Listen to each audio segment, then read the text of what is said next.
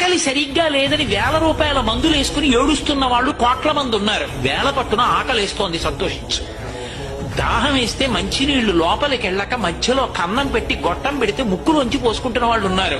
గుటుక్కు నీళ్లు తాగితే లోపలికి ఎడుతున్నాయి, సంతోషించు. రాత్రి తిని పడుకుంటే పొద్దుడికి కడుపులో పోట్లు వచ్చి జీర్ణం అవ్వక ఏడుస్తున్న వాళ్ళు 1,00,000 మంది ఉన్నారు. తిన్నది గుండ్రాయి అయినా సరే తెల్లారేటప్పటికి జీర్ణం అయిపోతోంది, సంతోషించు.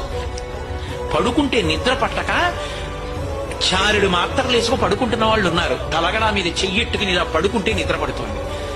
పుస్తకం ఉంటే తప్ప మాట్లాడలేని వాళ్ళు ఉన్నారు. వేదిక ఎక్కి కూర్చుని మాట్లాడడం మొదలు పెడితే గంగా ప్రవాహంలో వస్తోంది, సంతోషించు ఈశ్వరుడి కారుణ్యానికి.